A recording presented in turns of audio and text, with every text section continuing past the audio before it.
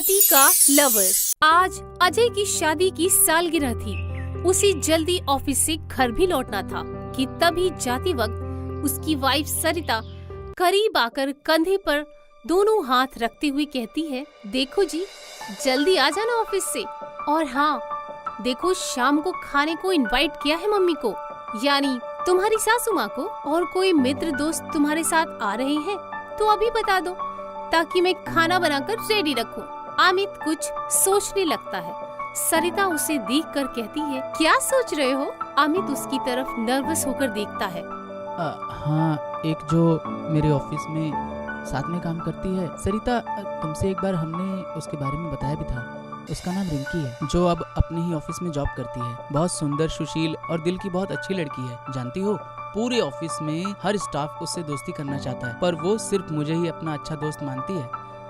और गए वीक में उसके बर्थडे पर मुझे खास इनवाइट भी किया था, और तब से वो मेरी अच्छी दोस्त हो चुकी है। ये सुनकर सरिता मुस्कुरा देती है।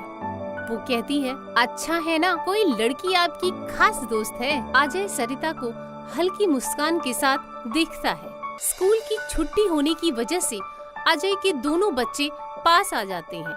बड़ा बेटा 10 साल का और छोटी बेटी 6 साल की है। बेटा मोनू कहता है, पापा, हम दोनों के लिए कोई गिफ्ट जरूर लेते आना। अजय ओके बोलकर ऑफिस के लिए निकल पड़ता है। शाम को रसोई में सरिता की माँ और सरिता दोनों किचन में खाना बनाने में व्यस्त हो जाते हैं। तभी कॉल बेल की आवाज आती है। सरिता डोर खोलने जाती है। अजय एक सुंदर सी लड़की को लेकर अंदर आता है। लड़की की उम्र यही कोई 22-23 साल की होगी। अजय सरिता से लड़की को मिलवाता है। अजय कहता है, ये है रीना, जिसके बारे में सुबह तुम्हें बताया था। और रीना, ये है मेरी वाइफ सरिता। सरिता और रीना एक दूसरे से हाय हेलो करती हैं। तभी सरिता की माँ भी बाहर आ जाती है और जमाई को एक अनजान खूबसूरत लड़की के साथ देखकर मुंह बनाकर वापस रसोई में चली जाती है। फिर थोड़ी देर के बाद सरिता भी रसोई में आ जाती है और माँ के साथ काम में हाथ बटाने लगती है।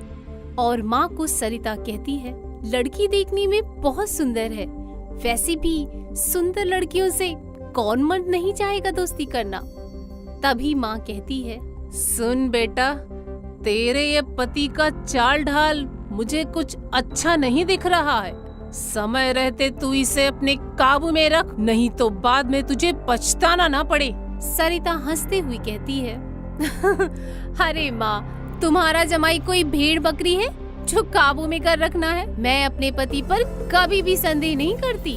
और फिर भरोसे पे ही तो 12 साल से घर गृहस्थी चली आ रही है। और वैसे भी उनके साथ एक लड़की को देखकर दूसरों की तरह चीखना चिल्लाना, ये सब मुझे अच्छा नहीं लगता। उसके ऑफिस के फ्रेंड हैं, आई है तो क्या हुआ, पहले का जमाना नहीं रहा मम्मी। चलो जल्दी खाना बनाते हैं। और फिर दोनों खाना बनाने की तैयारी में लग जाती हैं। और फिर कुछ दिन गुजरने के बाद आखिर वो मनहूस घड़ी आ ही जाती है। एक रात अजय सरिता दोनों सोने की तैयारी में बेड पे लेटते हैं। आज सरिता का मूड अजय के साथ रोमांस करने को होता है। वो अपना हाथ अजय के कंधे और पीठ को प्यार से सहलाने लगती है, जिससे अजय को गुदगुदी सी होने लगती है।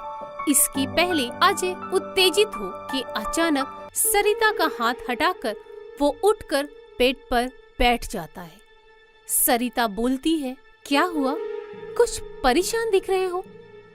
अजय थोड़ा नर्वस हो जाता है। सरिता, तुमसे कुछ बात करनी है। मैं रीना से प्यार करने लगा हूँ। मैं उससे शादी करना चाहता हूँ। ये सुन सरिता आश्चर्य से अपने पति को गुस्से में देखने लगती है और अपने आप को संभालते हुए कहती है, कोई बात नहीं, तुम मुझसे अलग होना चाहते हो, मुझे डिवोर्स देना चाहते हो, यही ना? अजय हाँ में सर हिलाता है। सरिता कहती है, कोई बात नहीं, कल की बात कल होगी, अभी क्यों रात को मूड खराब करना, आओ सोते हैं। प्यार में हम दोनों खो जाते हैं। और सरिता उसके हाथ को पकड़कर बेड पर प्यार में डूब जाती है। दूसरे दिन सरिता अपने दोनों बच्चों को तैयार करके अपनी माँ के यहाँ भेज देती है और कुछ मन में सोचती हुई वो बेडरूम में मिरर के पास आकर अपने आप को निहारने लगती है और अपने आप से कहती है, मेरी उम्र ही अभी क्या हुई, ओनली 35। अभी भी मेरे चेहरे में चमक है, कहीं कोई झुर्रियां नहीं पड़ी हैं। और अपनी फिगर को देखते हुए मुस्कुराती है और कहती है, अभी भी काफी जवान हूँ, अभी भी बोल्ड दिखती हूँ। फिर वो कुछ देर सोचती है अपने लाइफ और बच्चों के भविष्य के बारे में। मन ही मन कुछ प्लानिंग करके वो अजय के पास जाती है और अजय को कहती है, आज तुम ऑफिस मत जाओ, मैं तुम्हें एक जगह घुमाने ले जाना चाहती हूँ, तुम्हें कुछ सरप्राइज देना चाहती हूँ। अजय उसे आश्चर्य से देखता है और फिर दोनों शहर के एक अनाथालय में आ जाते हैं। अजय बोर्ड को पढ़कर कहता है, अरे ये तुम कहाँ लेकर आ गई हो, अनाथालय? अरे तुम आओ तो सही, सरिता कहती है। दोनों अंदर आ जाते हैं। दिखाई पड़ता है कुछ अनाथ बच्चे काम करते हुए गंदे कपड़े पहने हुए। अजय कहता है, सरिता ये क्या है, तुम क्यों यहाँ लेकर आई हो, मुझे क्या दिखाना चाहती हो? सरिता कहती है, मेरी दोनों बच्ची यही रहेंगे, यही दिखाने मैं तुम्हें यहाँ लेकर आई हूँ। अजय कहता है, क्यों, तुम्हारा दिमाग खराब हो गया क्या? हमारे बच्चे अनाथालय में रहेंगे, तुम चलो मेरे साथ, तुमसे बात करनी है। दोनों बाहर आते हैं, एक पार्क में जाकर बैठ जाते हैं। सरिता कहती है, पार्क के एक कोने में हम दोनों को इस तरह बैठा देखकर लोग क्या सोचेंगे? इस उम्र में भी इन लोगों को प्यार करने का भूत सवार हुआ है। अजय कहता है, अरे तुम वो सब छोड़ो, पहले ये बताओ तुम्हें हो क्या गया है, हमारे बच्चों को अनाथालय में क्यों रखना चाहती हो? सरिता कहती है, तुम रीना से शादी करके उसके साथ मजे से रहोगे और मैं दोनों बच्चों को लेकर दर दर की ठोकरें खाऊं? मैं ये होने नहीं दूंगी। इसलिए मैंने तय किया है कि दोनों बच्चों को अनाथालय में रखकर मैं दूसरी शादी करूंगी।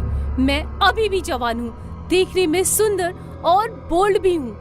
बहुत लड़के हैं जो अभी भी मुझसे शादी करने को तैयार हैं और फिर तुम शादी करोगे तो तुम्हारी होने वाली वाइफ रीना हमारे दोनों बच्चों को एक्सेप्ट कभी नहीं करेगी। और ठीक वैसे ही मैं शादी करूंगी तो मेरे होने वाले हस्बैंड तुम्हारे दोनों बच्चों को एक्सेप्ट नहीं करेंगे। इसलिए मैंने तय किया है कि दोनों बच्चों को अनाथालय में अभी डाल दूंगी ताकि तुम खुद अपनी जिंदगी मजे से जियो और मैं भी अपनी जिंदगी मजे से जीऊं। सही है ना? जब ये दोनों बच्चे यहाँ रहकर जवान होंगे तो बेटा गुंडा मवाली बनेगा और बेटी किसी भिखारी शराबी के साथ शादी करके घर बसा लेगी। अजय उसकी बातें सुनकर कहता है, तो तुम दूसरी शादी करना चाहती हो, ये बातें तुमने पहले क्यों नहीं बताई? सरिता कहती है, तुमने जब फैसला किया दूसरी शादी करने का तो मैंने भी सोचा कि मेरी उम्र ही क्या हुई है, यही सिर्फ 35।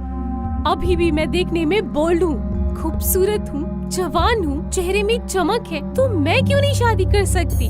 तुम मर्दों को ही काम वासना क्यों जागती है, हम औरतों को नहीं? अजय सुनकर थोड़ा नरम हो जाता है और भावुक होकर कहता है, सरिता हमसे गलती हुई है, मैं बहुत बड़ी भूल करने जा रहा था, मुझे माफ कर दो। मैं अपने दोनों बच्चों को और तुम्हें खोना नहीं चाहता हूँ।